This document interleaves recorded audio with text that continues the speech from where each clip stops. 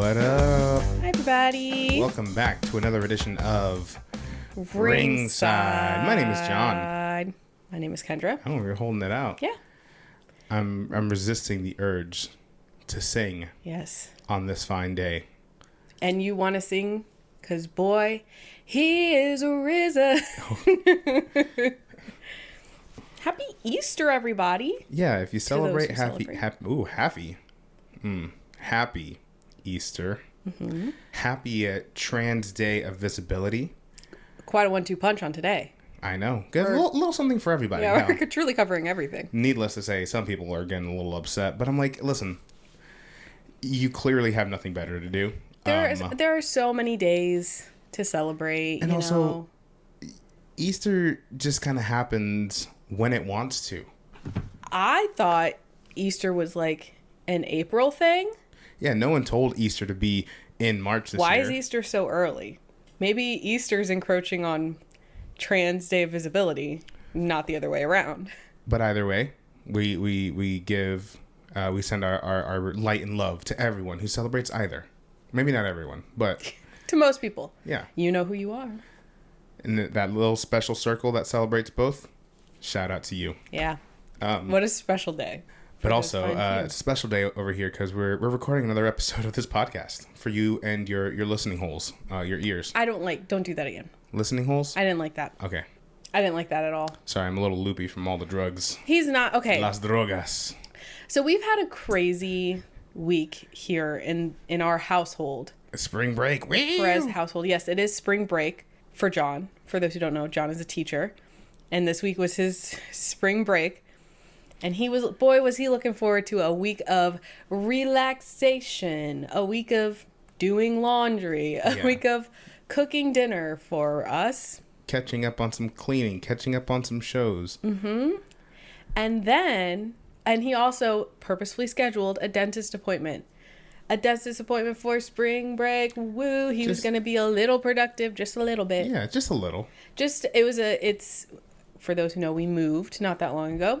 So he was visiting a new dentist and had like new hire. New patient information. Yeah. And then he was just going to get a basic cleaning. A basic cleaning turned into a 2-day cleaning. They had to do a deep clean. It's been a while. And then on the second day, I went with John for the second half of his cleaning, thinking it'll be an hour. Went on my lunch break, told the girlies at work, I said, girlies at work, I'm going somewhere. I'll be right back. That 1 hour appointment turned out to be how long? We were there from 1:45. It was like a 3-hour affair. 1:45 to 4:15. Now, keep in mind, I want to before we go any further. Okay. The cleaning itself did not take that long. No. My shit wasn't that fucked where it needed to be cleaned for that long.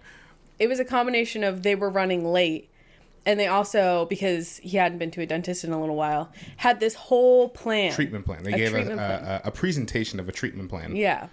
Of just normal stuff that everyone needs to get done, stuff that just John needed to get done. Right. Recommendations, like they recommended Invisalign. Right. That is the least of our concern. Anyway, so we were in this hours-long presentation afterwards. And that's truly what brought us over that 2.5 hour line or whatever it was. So they mentioned, hey, John, those wisdom teeth, all 4, gotta go. They gotta get out of there. They gotta get the hell out of there. One's coming in sideways. They gotta go. By the way, we're having a little sale for the month of March. Keep in mind, it's like March, 27th at this point? Right. Like, March is almost over. They're like, for the duration of March, the next few days, we're having a sale on sedation, IV sedation. So it would be a great time for you to get those. And we could do it this week. We happen to have a spot open tomorrow. Oh. So he went to the dentist Tuesday. Went back Wednesday, Thursday morning, in for surgery to have his wisdom teeth taken out. And we were banking on one 1-hour appointment that week. That was like the extent of it. And suddenly, Wednesday night, I'm Googling, how do you take care of someone who has their wisdom teeth out? John's running to Publix to get soup and mashed potatoes. And what do you call it? Prescriptions. Prescriptions. I had to be drugged up the night before, drugged up the morning of. I had to get all my stuff that they're like, hey, you're going to need these to take care of yourself with. It was funny because some of the instructions were like, for the week before, don't eat this. And it's like... We had less than 12 hours notice. Yeah. But it was kind of nice because John couldn't really scare himself out of it. That was part of it, right? Yeah. So, I mean, like many people, after you don't go to a doctor or a dentist for a long time, you build up a little bit of, I think, a natural anxiety toward that thing, right? Mm-hmm. And so first it was like, okay, let me pay for my entire cleaning. That way I have to go back. Like, I can't second day, yeah. Because they're like, oh, we can split it. You can pay half of it now, half of it later. You're like, no. Let me get it all done now. That way I can't chicken out. And then we were talking about going back for this wisdom teeth surgery. And I was like, all right, one, the pricing's on our side.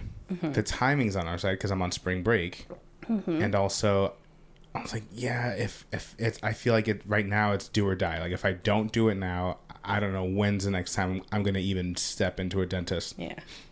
Because this was like this. That was like the scariest thing for me was going under and getting all that done, right? Mm-hmm. So yeah, it definitely turned into my entire spring break was all these dental procedures, but hey, it's all good. You got it done. It's done. You'll never have to get your wisdom teeth taken out again. Isn't that great? So because it's been an experience and a half. The day of was really funny too. Yeah, the day of, So, before John's appointment, my sister actually was the one to take him to his appointment because I had just been 2 hours late coming back from lunch the day before. I wasn't going to ask them for any more time off. So, shout outs to Nikki. Thank you, Nikki. She took John to his appointment and she texted me after. She was like, oh, by the way, like, he's there. I waited with him until the doctors came. Like, he's good. Also, I feel horrible because I mentioned that Duncan has new breakfast empanadas and he can't eat anything for a while. She was like, she felt so bad about that specifically. I was messing with her because she showed me on her phone. She was like, ooh, they have new breakfast empanadas. I was like, Nikki, I was like, I'm not going to be able to eat that. He has to eat mush for like a week. I got to be careful how big I laugh. Yeah, be careful. And I'm doing most of the talking today, if you can't notice. I'm gonna run my jaw when I need to. Yeah, so if you're keeping track, Thursday surgery, today's Sunday. So he's not healed. Hey guys, he's not healed. Anyway, so he goes and does his stuff. I'm plugging away at work because some of us don't get spring break off. Some of us have to work year round. Some of us don't work for 180 days. Some of us work year round. So I was plucking away at work. I'm the only, like, because it's spring break, a lot my coworkers who have like families and stuff, like one of my coworkers, it was her anniversary, her wedding anniversary, so she had somewhere to be. One of my coworkers was moving, so she had somewhere to be. So that left just me. Like, for the tasks that I do, it was just me there. So that's all going through my head, and then I'm like, damn, like I have to take care of John. I have to take care of this motherfucker. I have to be a mom for the rest of this week. Hey, it was fine. I will say I crushed it, and I felt very proud of myself. If it was just work, and I was like, yeah, I'm killing it at work, that'd be one thing. But I was working, and I was taking care of you and the cats. Like, I felt, is this what parenting feels like? Like, this sense of accomplishment. I didn't like it enough to give it an actual go. You know what I mean? Sure. Like the 2 or 3 days that a facility needed it. That's fine. That's enough for me for the rest of my life. Anyway, so I picked John up. So I get there. They mentioned like they're running a little bit behind. I think because they gave you something to calm you down. You didn't even feel it. No. So I get to the morning of, they give me, I'm supposed to take this pill. And I said, take one, an hour and a half. So I do that. Before. I show up and, beforehand. So I show up and they're like asking me all these questions. They're like, did you take this? And I was like, yeah. And they're like, oh, you didn't bring it. I brought all my other medication except for that particular one. Because I had taken it out to take it beforehand, right? And I was like, oh, no, I'm so sorry. And they're like, so we're going to give you another one because you still seem pretty alert and like aware. Yeah, he was too aware. Yeah, I was like, oh, okay. So they come back with this little powder. I guess they crushed it up and they're like, put it under your tongue. I was like, oh yeah, because they didn't give you any water? No. Yeah. Because I couldn't have any water. Yeah. So they do that. So I guess calm me down. How much that worked? I don't know. I'm a pretty big guy, so they need something extra strong for me. Yeah, and then I get a picture at like, I think your appointment was at like, what, 10:30, 9:30? Yeah.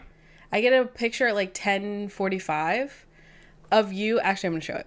Okay. It's you, and you have the like laughing gas on your nose, and you're just chilling. Mind you, at this time, I thought he was already under the knife, as they say. And I get this fucking picture, and I'm like, is he snapping pictures in the middle of this operation? So this is him. Yep. At this point, do you remember taking this? I do remember.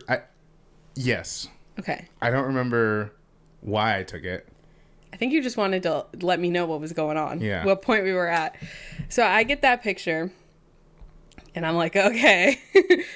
And then I don't hear anything for a while, obviously, because you're busy. Right. So I go down there at the normal time that I was supposed to pick you up, and they're like, it's going to be a couple more minutes. He's like, they're just finishing up. I think at that point she was like, they have 2 teeth left to pull. And I was like, oh, okay. Like, I didn't realize how far behind you guys were. And then like 15 minutes later, they came to get me, and I'm like, that doesn't seem like enough time to pull 2 teeth and like stitch it up and shit. But I was like, okay. So I walk back to see John, and he's in the chair. Because they had to... Oh, I mean like the chair, not the wheelchair. No, not the wheelchair yet. You're in the chair. You have gauze in your mouth, so your cheeks are huge. And you look at me, and your eyes are filled with tears already. Filled with tears. And there's a dog. Like, it's so chaotic. There's a dog running around. Not just randomly. This place has, like, they allow their employees to bring in their dogs, which is really nice. They're like kind of emotional support. They're called doctors. Yeah. Love them. So there's a dog running around at my feet, and the doctor's like, sorry about him, he's an asshole. And I was like, I'm getting like the vibes are chaotic back here. And the doctor's like running, like I'm trying to look at you to be like, hey buddy, it's okay, I'm here, because you're crying and I don't know why.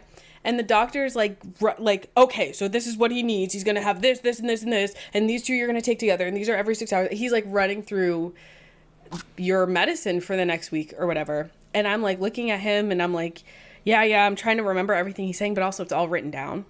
And if there's one thing I'm going to do, it's I'm going to read the instructions. So I'm fine. I'll get it. And he looks at me in my eyes. People who make eye contact so freely frighten me. But he looks at me in my eyes, and he's like, do you have any questions for me? And I was like, no, because everything's written down.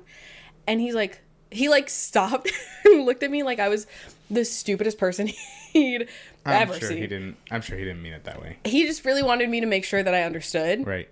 And when I had no questions, he was like, I don't know if you understood, because there's a lot going on right now. Right. So he was like, if you have any questions, just let me know. Like, call us. We're here all day. And I was like, okay. I didn't have any questions because I read the instructions. Anyway. So they transfer you to a wheelchair because you can't walk, because you're just coming off of the sedation. You had IV sedation. And laughing gas. And whatever those pills were. So you were loopy. So we get back to the car. Meanwhile, yes. Even in the wheelchair, I'm already like, yeah, I'm super like emotional because, and I'll elaborate on this a little bit, but I felt pretty alert. And again, I'll elaborate on this in a minute. But as we're leaving, like the doctor's telling me like, oh, you were playing with the dog. You were snoring for a lot of it. Then you woke up and you were playing with the dog and you were rapping. And I was like, I was there for that part too. And I was like, and I'm like thinking, this fucking guy's lying to me. I didn't do any of that. I don't remember that. Any of it. So anyway, then we're heading out. We're getting back to the car. Mm-hmm. They're helping him into the car. And then they had to go back inside to get an ice pack for you, like your little bag to take home. And I think that's when I first started to see like why you're crying. I think I told you, I was like, you can't cry because if you cry, I'm gonna cry. Right. And then I asked you why you were crying. And you're like, I think they fucked up. I think I was awake for the whole thing. And I was like, John, on you. Buddy, you weren't awake for the whole thing. And you were like, no, I couldn't have been awake for the whole thing. And then you like, even when you were just coming off of it, you very clearly, you were like, I felt the last, at least one tooth being pulled, maybe both. Yeah. You were like, I was awake for that and it fucking hurt. That's what you said. But you're at this whole time, the whole ride home. And then when we got home, he's actively crying. So he's telling me all of this through sobs. And I'm still trying to figure out, like, what exactly is making him so upset. Because it's one thing, like, the pain, I get it. But I don't think he'd be, like, actively sobbing in that point. So they come out and they give me the bag. And we're on our way home. And I asked you why you were crying. Again. Because you were still crying. And you were like, the doctors, they're lying. Like, they said that I was playing with the dog, that I was rapping. I don't remember any of that. They're lying. And I was like, why would they lie? And you were like, I don't know. But you were crying. You're like, I don't know. And you were like concerned about maybe something you might have said. Right. And I was like, John, like, you're not going to say anything out of character.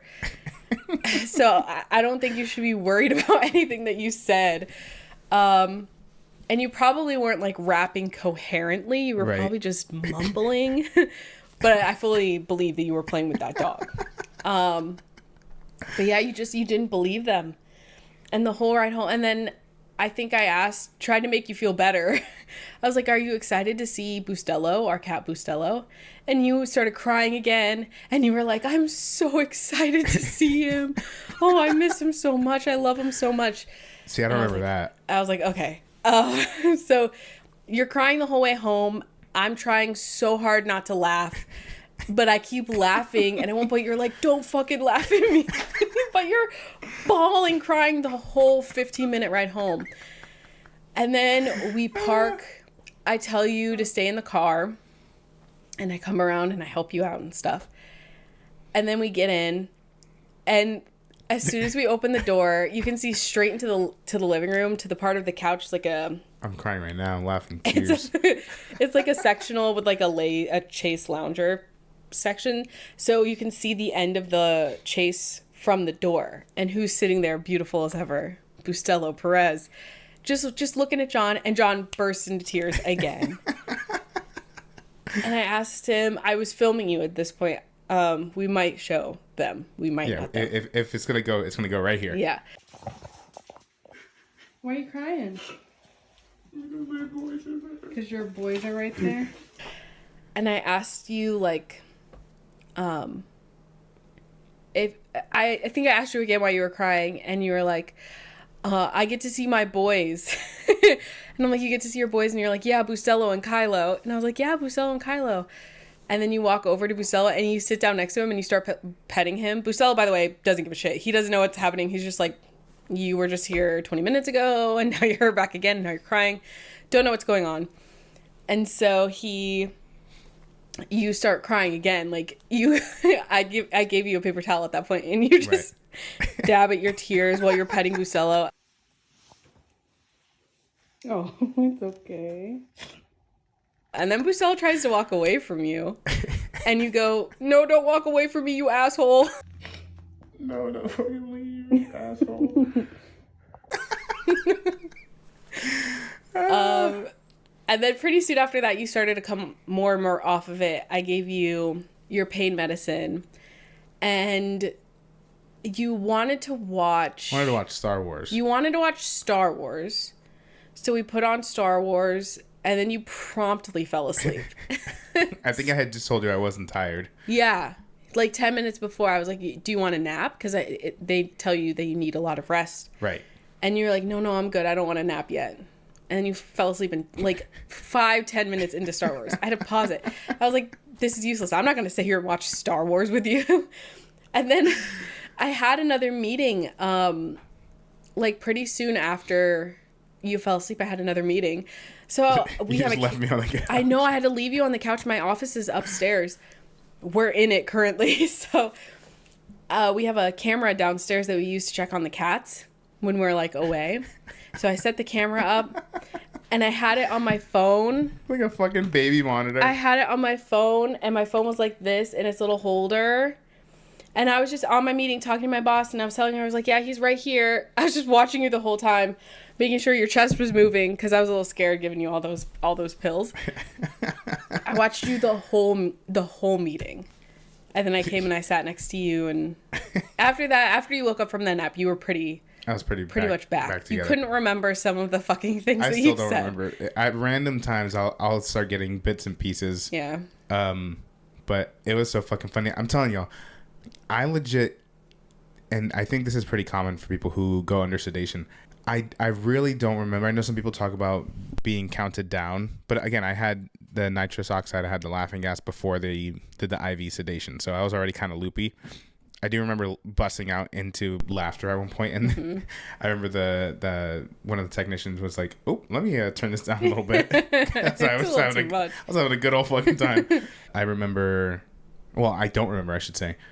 I don't remember going under, and I guess that's part of it, right? Yeah, you described it as like your eyes got heavy, and you did that thing like where you like it kind of felt like I dozed off for just a second, but that was it. I felt like I was when I woke up, it felt like I hadn't been asleep. I just felt, but there's all sorts of shit in my mouth, and they're like talking to me and stuff. And at one point, I remember I was crossing my fingers because I was like waiting to ask a question. Which I don't know if people know what that means.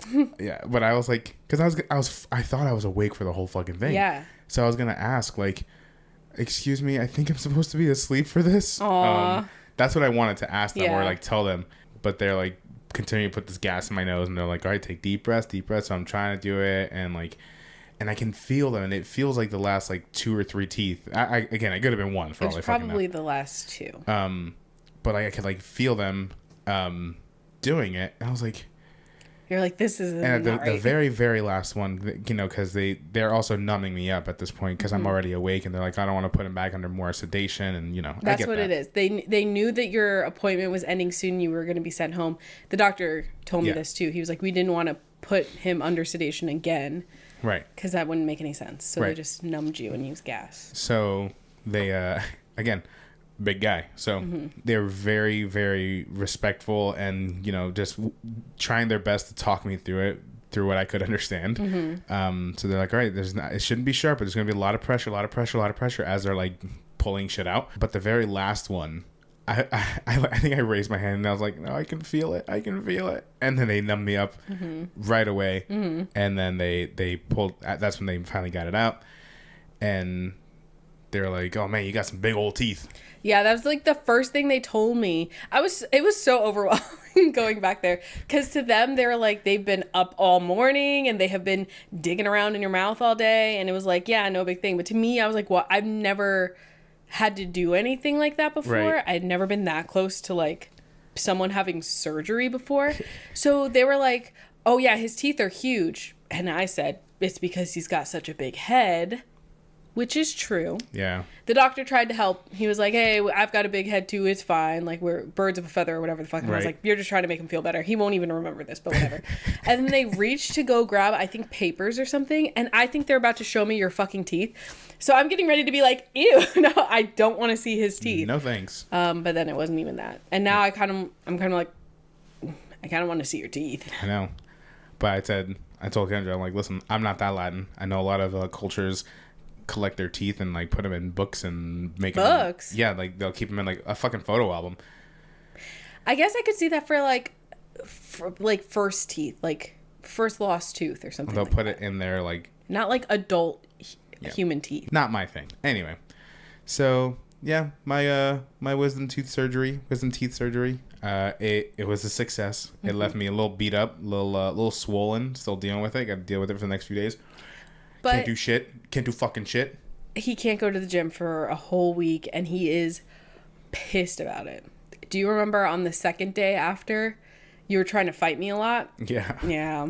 He's trying to box her. Not like literally, but he knows that I hate it when he comes up to me and he goes like this, like to mess with me. Oh, I hate it.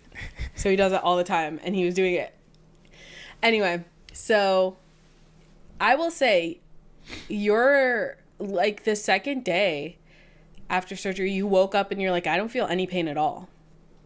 Yeah. I think it's healing super well and really fast, which the mouth heals super fast, but I'm just shocked by like how quickly. Like the second day you could start eating like foods like pulled chicken and stuff. I thought you were going to be on like a mushy diet for days. Right. And to be fair, we've been pretty good about sticking to that just to be safe. Oh yeah. Because I did have, I had a lot I needed to get done. But yeah, it's been very kind. A lot of people have been checking on me. My mom's been calling. Yeah. My mom, she's like, "Oh, I feel like such a bad mother for not being there." Like it's again, fine. We had less than 12 hours to like prepare for it. Yeah, she called me the morning of. She's like, "Why didn't you tell me?" And I was like, "Oh, I tried, one, but two, I didn't know. Yesterday morning, didn't know it was going to happen. It was not planned."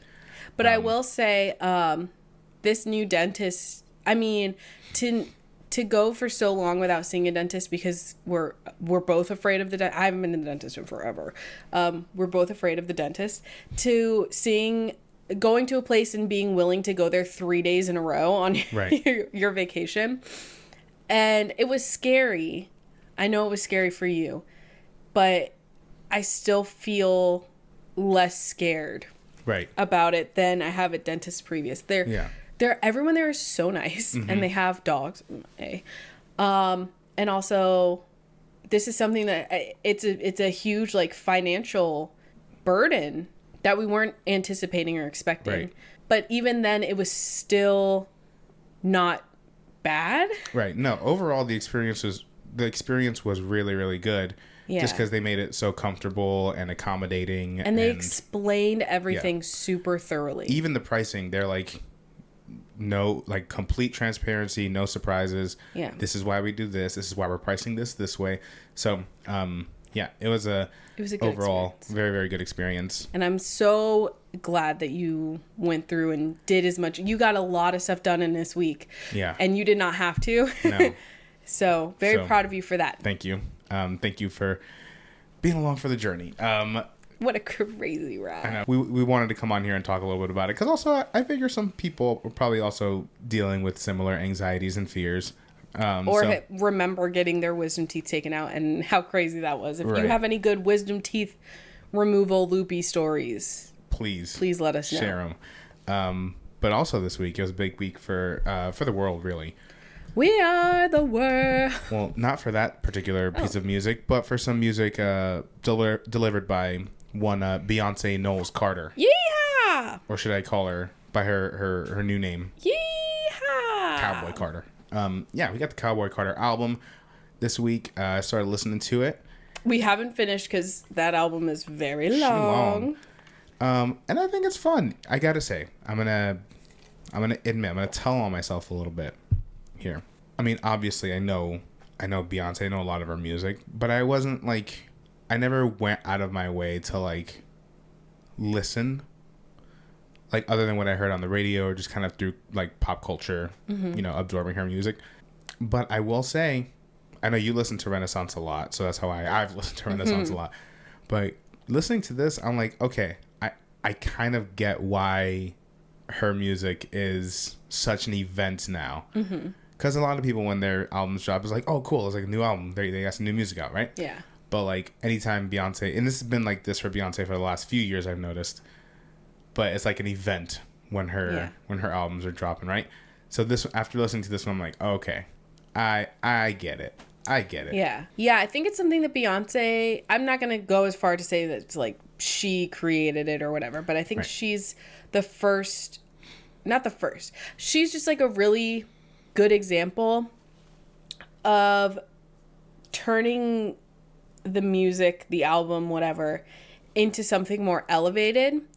I think the first time we really saw that happening was Lemonade. When Lemonade dropped, that was crazy. And it wasn't just songs. It was a visual album. Right. Well, it's innovation, right? Right. So now we're in the middle, literally, of this 3-act structure of Beyonce. And just like the skits in between the songs from Renaissance and Cowboy Carter, we're elevating again. And like you said, it feels like more than just an album release because it is. Right. It's like an art installation. It's a gallery opening or whatever. Now, correct me if I'm wrong. She's also I don't know if I want to say the first because I don't know that this is confirmed, but she's a pretty early example of someone who dropped like a surprise album. Yeah. Right? Yeah. Do you remember what album that was? I think it was Lemonade. I think it was Lemonade? Yeah. Because then after she did, I'm pretty sure it was Lemonade. But I do remember she was like one of the first like mainstream examples of like a surprise album coming out. Because I remember after she did it, then everyone was doing it or attempting to do it. And even like when 16 Carriages and Texas Hold'em came out, that was a surprise drop. Sort of. They did it. They kind of announced it in the Super Bowl. Well, yeah. Well, okay. So they announced it in the Super Bowl, and I freaked out, and you did not. Because, I mean, yeah. Because it just kind of was like, okay. Right. But I knew what that meant. That was a call to action. Right. A call to arms. No. For all the Carters. For all the Carters in the world. So that's why everyone, and you can see like now, at the time it was just me and you. We were alone. I'm refreshing her website, refreshing Spotify, refreshing her Instagram, waiting. Because I'm like, that can't have been for nothing. Right. But, I mean, it dropped, what, like within the hour? Right. I would consider that a surprise drop. We didn't know it was coming. Truly. And then it came. Surprise. Yeah. And then it was country, John. It was a country album. God damn. I'm sorry. Speaking of, what's cool so far about, again, we haven't finished listening to the album, really digging it so far. Mm-hmm. And I like what she said. She said it's not a country album, it's a Beyonce album. And I like that it plays with country a lot. You could tell it is, kind of a country album, but there's so much more diversity within the genre itself that she brings to it, or that she brings out of it, I should say. Because then you have some bluesy stuff in there, some like bluesy rock, country rock stuff in there. That it's been really, really interesting, and I've been enjoying it thus far. Same. I think there's one song on there that. I think the song is Bodyguard, where we were listening to it, and I was like, this sounds like a Rob Thomas song.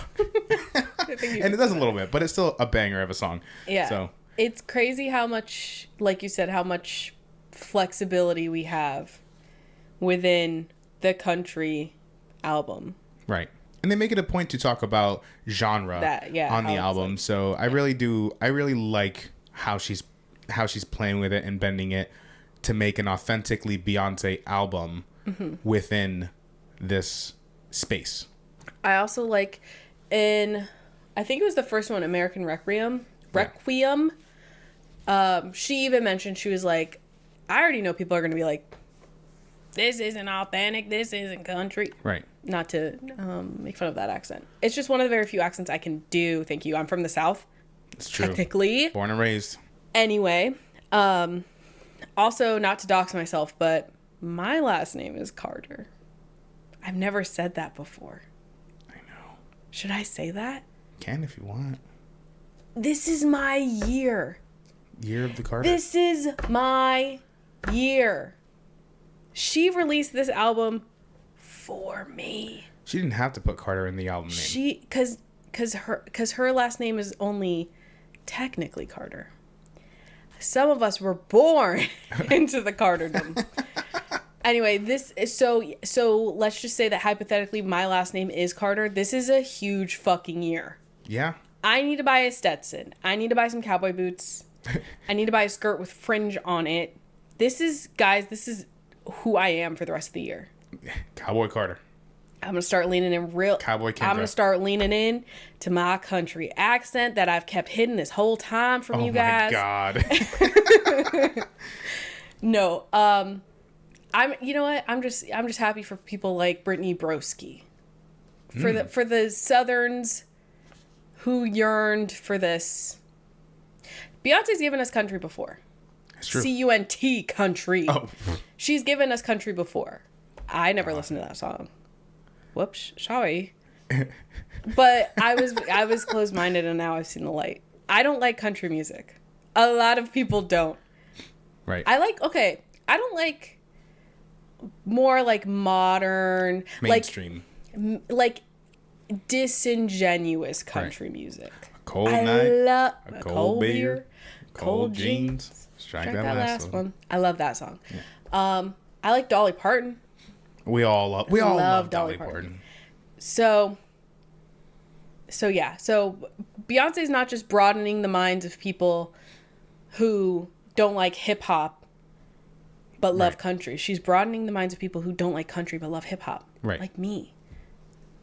Cowboy Carter is for me. I agree. Thank you, Auntie Beyonce. Did you guys know Beyonce was my aunt? You can't prove otherwise. Anyway, yeah, I really like it so far too. If Beyonce was my aunt, it would only be because Jay-Z would be related to me. Which would be pretty cool. I guess. I think that'd be pretty cool. I guess. I'd be like, yo, H to the is O, D to the is. I'm not gonna lie. This is why they say I was rapping during my surgery. Yeah. I'm not gonna lie though. Sometimes, like when I don't have any makeup on, my hair is a mess. I do look like Jay-Z. I do look like Jay-Z. Anyway, moving right along. He can't even agree because if he agrees, he's right, but he's rude. I did not agree. I shook my head. I said no. I actively disagreed with you. I look just like him. I can't stand you. Anyway, something else we've been enjoying this week. Hey y'all, it's back. X-Men 97 has hit our screens, and y'all, not that I had my doubts, but it's fucking good. So, did you ever watch the original? So, I did. I was very, very young during its... I wasn't even born when it officially premiered in 92, because I was born in 93. So, by the time it had ended its run in, like, 96, 97, I was, like, 3 or 4. So, I did probably watch more reruns than anything, but But you didn't, like, follow it. Right. I couldn't. My little tiny brain wasn't able to handle all that. So I enjoyed it. I knew I enjoyed it when I was a kid at some point. Mm-hmm. But it, by the time I was like 7, 8 years old, like the big thing at that point was like Dragon Ball Z and stuff like that, right? Yeah. Pokemon. Yeah. So shut up. So yeah, I was excited for it to come back because I'm like, I know a lot of people like this show and I'd probably like it too. But then it premiered. Yeah, I had never watched. I had no exposure to it, like ever. I didn't even know it was like a thing. Right. The first time I had heard about it was when we saw Charles Xavier in Multiverse of Madness. Yes, and people were like, "Oh my gosh, his little scooter is the scooter from X-Men whatever," and I was like, "Oh, I didn't realize that was like a thing," and I also didn't really care. Right. And then in Ms. Marvel, they had the song. Yes. We found out she had. Well, I think they had the song in Multiverse of Madness. Yeah. And people were really excited because they were like, "Oh my god, it's the same theme song as this," and I was like, "Okay." And then it became more like people talking about the show coming out, and I was like, "That's kind of bizarre for them to be making an animated sequel series to a series that was like 30 years old or whatever." Right. And then we watched a breakdown of every episode from New Rockstars on YouTube, which, that's us all over. But during that breakdown, I was like, they're like, this videos are kind of pretty cool. Like, it looks like ass and shit and piss. It's horrible, as the time was. But yeah, there were some things, probably some really lame jokes that I was like, hang on a second. Right. So I think we just kind of put it on to be like, oh, like this just came out. Let's see. Because maybe we'll watch it. Maybe we'll watch 97 from here, right? Yeah. And then it was really fucking good, and it does that like classic old TV thing of like there's a cliffhanger. Right. Every episode ends in a cliffhanger, so you get really excited. Like after the first 2 episodes, I was so excited to watch the third one. Yeah, you were like on Friday. They're like, "Oh, there's a new episode of X-Men 97, right?" And it's like, no, it's just on Wednesday. Yeah, I thought it came out on Fridays. Shame on me. But anyway, so we're really liking it. It's so much fun. The animation, the way they make so it good. look, at times they make it look just like how it would in the 90s, but like just they integrate 2D and 3D animation really, really well. I saw a little clip where they talked about, specifically with the Sentinels, how they use CGI tracking to like keep them to scale and stuff. Yeah. So it's like the innovations they're making with this show in and of itself, really, really cool. It looks like how I imagine it looked like to kids in the 90s that didn't know any better. Right. Like, that's how cool it probably looked. But if you were to show us that footage today, some of us, some rude people would call it ass and horrible and ugly. Like, but what I really, really love about this show so far, and again, this is someone who has a pretty general understanding of the original run now that we've watched this breakdown and kind of just from cultural osmosis, is that this show does so well that a lot of shows don't, that especially with 90s nostalgia, with like how popular that is to bring things back. Mm-hmm. The show has found a way to successfully age with the audience. Mm-hmm. Like knowing that kids are probably going to watch, but like knowing that fans of the original are definitely watching. And they're 30 now. Right. So I really like how they've been doing that. And again, I love for a new generation, we can all watch and be like, hold up, Magneto, I know he's supposed to be like a bad guy, but also... Sometimes, hey, don't clip this, don't quote me out of context, but sometimes the stuff Magneto's talking about, and I'm like, well, yes. This motherfucker's spitting though, like, what the fuck? Why is he's making sense? He's not. Why are you booing him? He's right. He's making sense. Sometimes. Sometimes he's not. Sometimes he's not. But in that second episode, he was making some points. Maybe we should hear him out. Maybe we should listen to him. Why is he so jacked? What's his routine? How old is Rogue? I need to know the answer to that question. ASAP.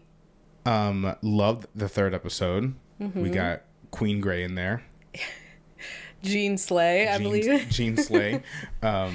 We got the yassification of Madeline Pryor in there. It was great. I loved it. But yeah. Really been digging X-Men 97 so far. Excited to see the rest of the season play out. I'm excited to see how... I don't think they're going to integrate X-Men 90... I wholly believe they're going to keep X-Men 97 to its own thing. I don't think we're going to really be seeing much from there in the MCU proper, but I am excited to see how they integrate X-Men characters into the MCU. Mm-hmm. I know we got Beast and at the end of the Marvels. Mm-hmm. So excited to see. I really hope they start us off with some mutants who maybe didn't get the respect in the former live action. Mm-hmm. Your Cyclopses, your Rogues. Cyclops. Yeah. He's a badass, and I'm tired of acting like he's not. Hey, guys, I'm actually a Cyclops hater. I've had very little run-in with the X-Men through my lifetime. I did watch every single movie except for the last two, because I heard they were ass. I don't remember a thing about them, except for Logan, which I love and will never rewatch. You like Deadpool? I do like Deadpool. That doesn't count. But I will say one thing that I'm pretty set on is that I hate Cyclops, which I don't get. I think he's so cool. A whiny little ass. But that's why they need to redo him. Boring. You like him in the show? He's a little bit better in the show, but still sometimes I'm like, but that's just because we have slim pickings. There's only a handful of them. For you. I can only hate so many. Anyway, moving right along. I love Morph. We love Morph. Thank you, Morph. We love Morph in this household. This is a Morph household. Staying in the world of animation for just a moment. Just a little bit. We got a really cool little surprise in the middle of the week. We got a new short film set in the world of the Spider-Verse. So it's called The Spider Within, a Spider-Verse story. And it was really cool. It's like a 7-minute short done in conjunction with the Kevin Love Foundation, I believe is what it's called. And it's just it's on YouTube. You can go and watch it on Sony Animation's page. And Shamik Moore and Brian Tyree Henry reprise their roles as Miles and Captain Jefferson Davis. He was captain in it? Officer Jefferson Davis. Jeff you know him, Jeff Davis. And you know Jeff. You know Big Jeff. He wasn't a cop in this episode. He was just a papa. He was just a dad. And it was all centered around just mental health. And it was fucking scary in some parts. It was a little scary. Also, the last episode of X-Men was also very scary. Yeah. What the heck's going on? It was a big week for horror in animation. But it was really, really well done. It was really cool. And apparently it was a bunch of like basically like film and animation students. Yeah. That got to work on this. I think it was made by like, it's almost like an internship kind of program, like an in-between. So the film was produced and presented by Sony Pictures Animation in association with Marvel Entertainment through Sony's Lens program. So a bunch of their students from the Lens program got to work on this movie. And it's really cool. It's really well done. And it's basically all about, hey, when you need to talk to someone, talk to someone. Yeah. It was really sweet. Again, some of the imagery is kind of terrifying. So if you're watching it with the young ones, maybe this one's off for them. Or at least let them know, like, hey, you're going to see some scary stuff. You're about to see some crazy shit. Yeah, but it's cool because there's also, for all my educators out there, it also comes with a lesson plan. Like this comes with a lesson plan to talk about mental health and how to approach it with friends, family, and professionals. So really, really cool. It was something I wasn't expecting. Yeah. But I figured it wasn't going to be this big. I know some people were like, well, what does this have to do with Beyond this? Sometimes it has nothing to do with anything. Sometimes things are done for the greater good. Yeah. And this is an example of that. An isolated story. Don't try to read into it. It's like outside of any timeline that we've been introduced to. So there's no reason to like look into it for that reason. Right. Just focus on like the message of it. Right. And it does have a sweet little ending there. And I think it's an important message. So if you're into that sort of thing, which should be, go check it out. Like I said, it's a quick 7-minute watch. Yeah. All right. Now, finally, we're gonna end today's episode with a little recap of the road to WrestleMania. And boy, has this road been taking us on some twists and turns. What a bumpy, twisty, windy road. And I've been loving every second of it. Me too. You keep saying that the antics we're getting into is very much reminiscent of the Attitude Era. Yeah. Some would argue the greatest era of WWE. And some would argue one of the most problematic eras of WWE. Well, so I think we're refining it, if anything. Yeah. Redo. Redux. Yes. French. Redo. Redix. So let's start with Monday. Because, listen, Monday night's Raw was, last Monday, was amazing. And it's been getting a lot of praise from people who watch. Just because, like, they found such a cool way to, like, focus on storylines while also giving us really great matches. I mean, shout outs to Ricochet and JD McDonough, who put on a freaking banger. But I remember freaking out because Cody's in the middle of doing his fucking thing. And what do we hear? If you smell. And I'm freaking out because I pay attention. To when it happened. And I'm like, oh, The Rock wasn't supposed to be here this week. He doesn't show on Raw till April 1st. And I'm getting clowned. I'm not. Whoa. I wasn't clowning you. I was being clowned. Because you were like jumping up and down excited, and I'm like, we saw him like a couple weeks ago. Relax. Here's my thing. Maybe I'm a little bit more knowledgeable about The Rock. Maybe I should be wearing the hat because you think he's gonna like abide by rules and schedules. He's gonna show up wherever the fuck he wants, whenever the fuck he wants. Well, some of us know that a little better than others. But they threw me off. Because they've been announcing every week that he was going to be there. And you're gullible. You're gullible. Here's the thing. I'm always expecting gullible Perez. If you're always expecting The Rock, you can never be shocked by The Rock. You can never be caught unawares by Dwayne. I every time I sit down to anything, Raw, NXT, I never watch it. I wouldn't be surprised if The Rock showed up there. He didn't show up at the Rumble. Just to intimidate and then to leave. So... He didn't show up at the Rumble. He didn't show up at the Rumble, and I did, and I was expecting him to show up at the Rumble. So, and here's the thing: he's always going to keep you. He's always going to keep you waiting. So maybe don't be so surprised when he just shows up out of the blue somewhere. But he showed up, didn't say a goddamn thing. Nothing we could hear, at least. Nothing we could hear. Yeah. And then, last 10 minutes of the show, that boy put a whooping on Cody Rhodes like he was his daddy. Cody Rhodes got mollywopped. He got mollywopped. Walked like a dog through the backstage area. Cody Rhodes did get mollywopped. I know. That's true. Oh my God, I didn't even think of that. The Rock beat him all the way out to his own trailer.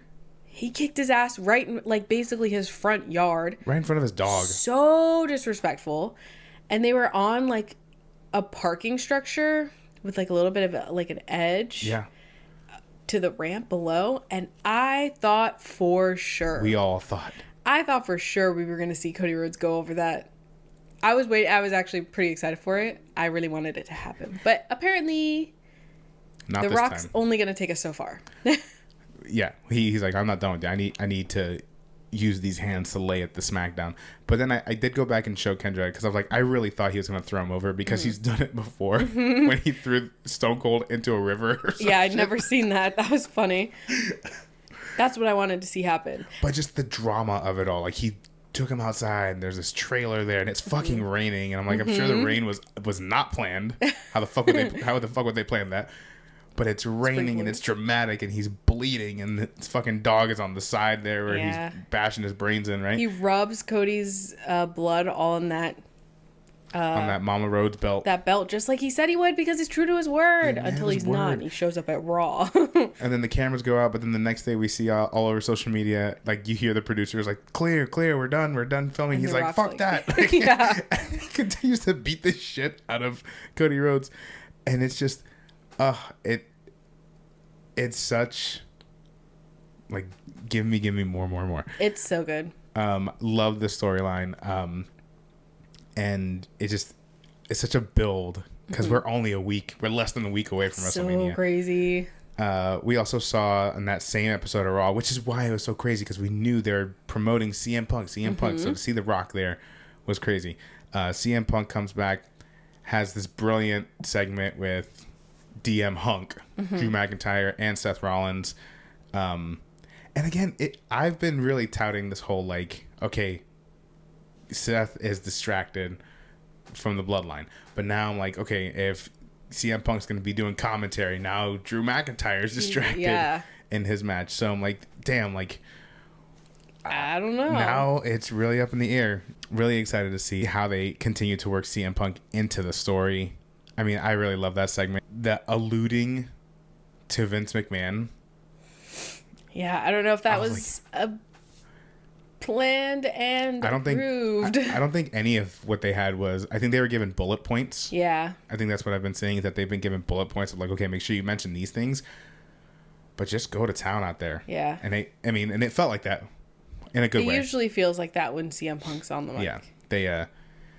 They let him kind of do what they wanted out there, which is fun. It's a little dangerous. It's a little bit like the performer in me is like, let's stick to somewhat of a script. Yeah. Not even just the performer, like the PR in me would be like, let's not give him a long leash. Apparently, Drew McIntyre, I didn't notice this at first. He quoted the song "Stan" by Eminem. Yeah. I didn't realize that. I'm surprised you didn't get that and I did, because you love him. Because I heard him say "Stan," and I'm like, I know a lot of people use that as like a general term now. Yeah, and then he said some like nonsensical ass shit, and I was like, that must be part of the song that I just don't know. And I didn't realize that at the time because I was too busy laughing at all the other shit they did, right? So love that. Love that CM Punk's going to be there to work commentary. He's pretty good at commentary. You hate to say it. Yeah, I think I've only heard him do commentary once before in like a match we were rewatching or something. Again, he frightens me on the mic because I don't know what the fuck he's going to say next. But yeah, we knew that he was going to have to be involved somehow. Right. A lot of people wanted him to be a ref. Guys, his arm's freaking broken. Yeah. What the hell do you want? You want him to... Being a ref is high contact. I wouldn't want to fucking do it. You got to like slip slide all over the mat and whatever. No. So I think commentary makes perfect sense. Do I think he's going to get involved?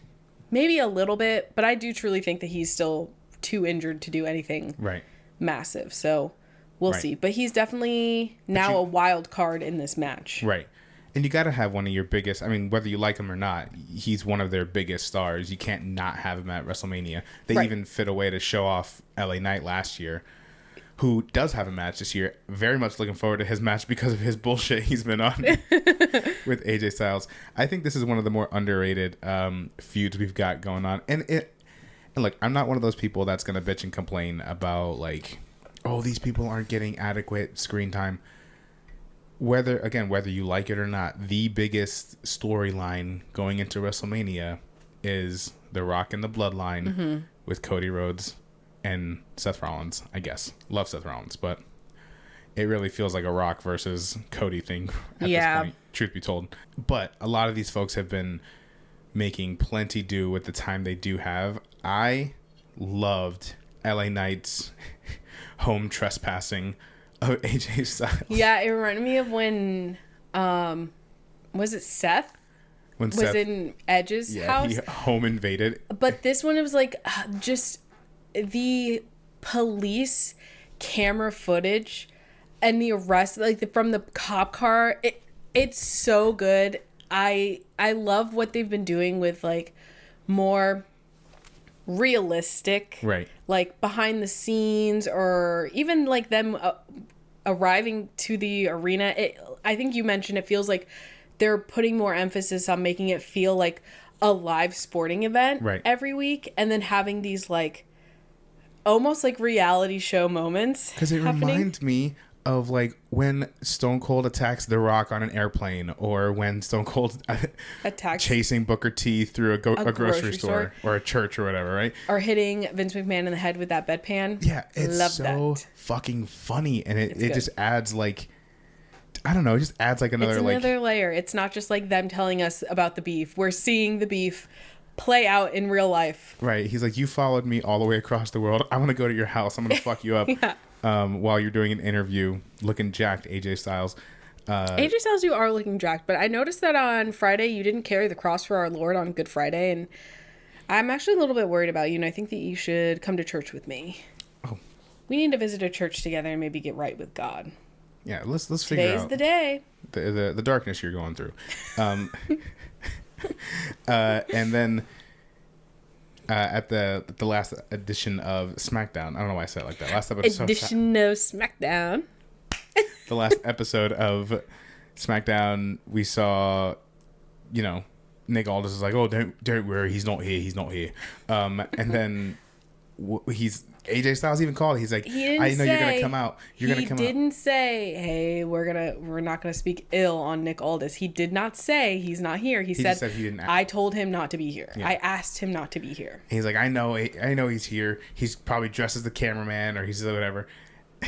Well, who do we see in a fucking costume and a wig and props, glasses?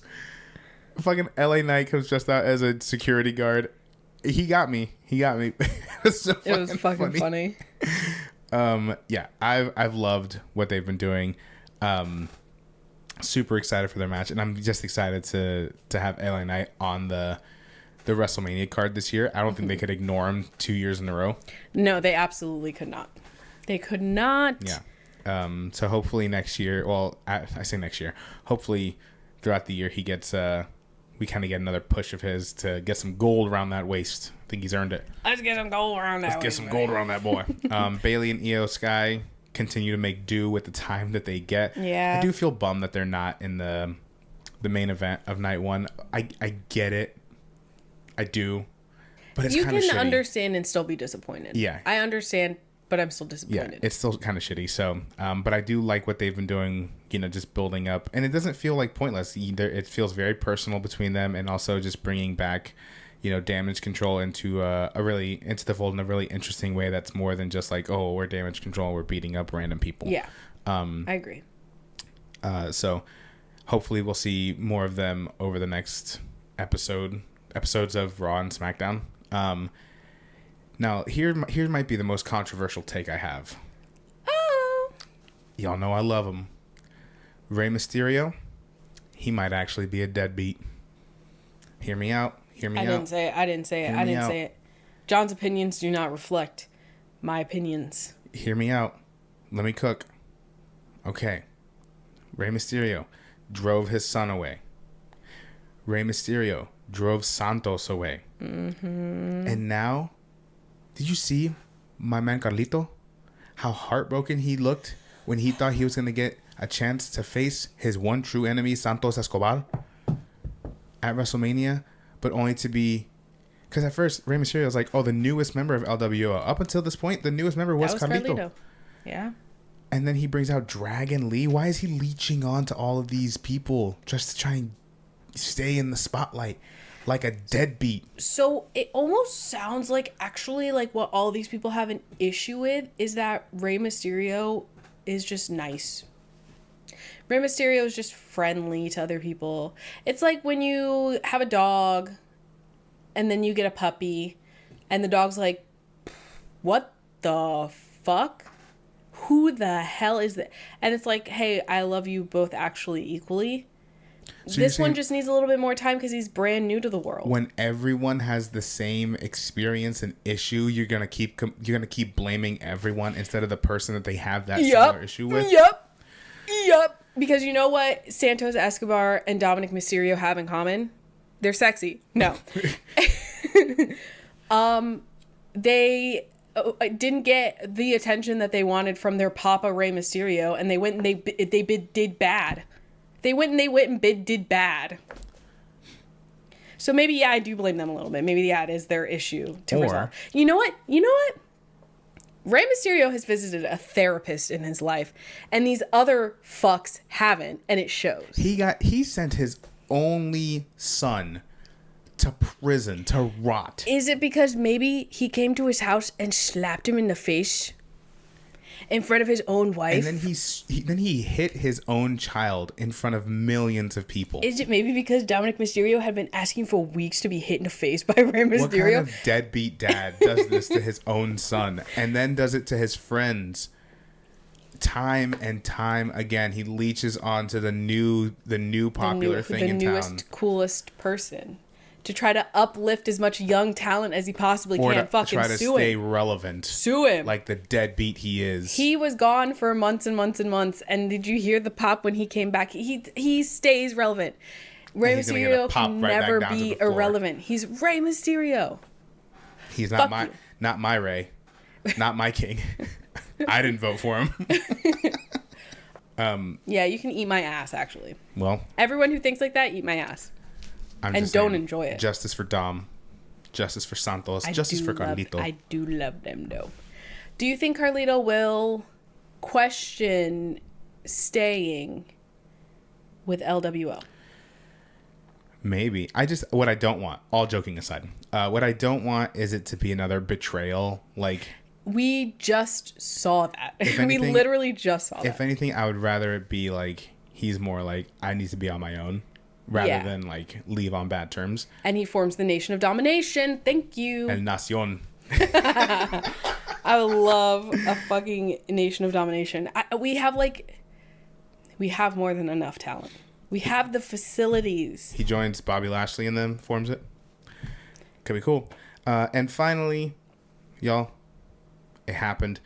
Jade Cargill finally debuted on SmackDown. Mm-hmm. They made her presentation look fucking good. In an era where we're getting some of the most mixed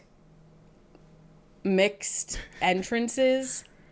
We're seeing some poo-poo doo-doo entrances and bad music. And then we're seeing some like crazy entrances. I'm so happy to see a good, an honestly good entrance. Right. That looks cool and unique. She has her little thing that she does. Yes! I love it. It was awesome. They made her feel like a big star coming out. They made her look like a big star coming out. Teaming her with Bianca and Naomi. Makes perfect sense because that's also who I would assume her like first opponents would be. Right, but her first also big adversaries. When you have a lot of people who, you know, even WWE was like, hey, she had a limited like skill set. Mm-hmm. It makes so much sense to pair her with two other people who are going to continue making her look like $1 million. Mm-hmm. And then you have Damage Control as opponents who are going to make her look like $1 million. So I think this first WrestleMania for Jade Cargill is just going to be... I think it's going to be huge. A huge, huge stepping stone for her because, I mean, like I said, just the presentation in and of itself, the way they ended it with her rather than anything bloodline related makes it seem like, okay, this is a star and they know they have something here. And, I love seeing all the memes and just the love for the black girl magic moment that we got there at the end. And it's cool. And then what I really love about this whole WrestleMania so far, and next week when we talk about it on pre-preview, there's so much representation of people of color on this particular WrestleMania card. It's insane, and it's such a cool thing to think about. I know. And it's almost like, I don't even know how much of it is like planned. Right. I think it just so happens that like their biggest storylines, their biggest stars just happen to be, or at least include lot of people of color. Not exclusively, but a lot. And good for them for giving everyone an opportunity to advance and show out and continue their stories. Because I feel like, I don't know a lot about other brands. Right. But I could see that maybe being an issue. Yeah. Other places. And I mean, and it had been an issue in WWE for a long time, right? Yeah. So it's just cool that we're now at a place where like, this is like, it's happening. We're seeing it. And it doesn't even feel like, hey guys, look at this. Right. Hey, look at what we're doing over here. It's just like, this is months that we've been leading up to this. This is what we've been building to, and it's not doing something just to do something. Right. It's doing something because that's how it's done. Right. I don't know how to phrase it any better than that. No, I hear. Yeah, it's not. It doesn't feel like we're not the type of people that are going to be like, oh, they're forcing something, they're forcing it. But no, everything's been super organic, and just these are the stars they have, and what a time, Yeah. All right, I think that about wraps it up for us. Wee! All right, cool. Well, thank y'all for tuning in. Oh, we very briefly mentioned it, but next week, next Saturday, April 6th, so that's WrestleMania Saturday, 10 a.m., check us out on Twitch. We'll be doing our pre-preview. It'll be a little bit of a longer pre-preview because we're going to be covering both nights of WrestleMania. So come hang out with us. Bring your coffee, bring your bagel, whatever it is you want to bring your baby. Whatever you need. What? I'm just saying. Baby? I don't know. Maybe they have kids. Yeah, bring your baby, but like cover its ears because I'm not holding back. No. For a baby. No. What is it gonna do? Fight me? We'll be talking. Up and down the card for WrestleMania nights 1 and 2. Giving our predictions. Talking shit. Talking mad. Listen, we are talking mad shit. If any of these wrestlers like ever see us in person, we're getting beat down because we're talking so much shit. But we'll also be showing our love and appreciation because this is like our Super Bowl, our Oscars, our New Year's Eve. Okay. New Year's Eve. That's so interesting because 2 of those were sporting events. 2 of those are like things that happen, and one of those is like unavoidable. Yeah. Also, we do not give a shit about New Year's Eve. Typically, we don't care very much. Anyway, it's our puppy bowl. So yeah, we're very, very excited. It's crazy to think that WrestleMania is already here. I know. It's already fucking April. That's crazy. I know, but super excited. One of our favorite times of the year.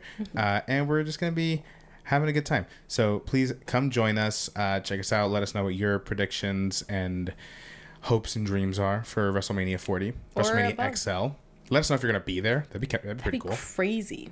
And then we'll probably talk a little bit about Stand and Deliver as well. We definitely want to be watching Stand and Deliver, so that's why we're doing it a little bit earlier in the morning. Not too early, but yeah, come check us out, hang out. And if you're not already, please follow us on all socials at Perez Periodico. That way you can keep up to date with announcements such as this, as well as new releases of episodes of Ringside or anything we do on YouTube or anywhere else for that matter. Yep. Sorry. How is your face doing? My face is okay. Doesn't hurt? No. You got a big day of teaching tomorrow, brother. I'm going to be jabbing my jaw. Yeah, you're going to be jabbing the jaw. Jabbing the jaw. Yeah, buddy. Anyway. Thanks you. Oh. Thanks you. Oh. Thanks you too, Bean. Oh. Thank you guys so much for watching. Yeah. And we'll check y'all out. Yeah, we'll check y'all out, all right. Yeah, we'll check y'all out, all right. We'll see y'all in the next one. Bye. Peace.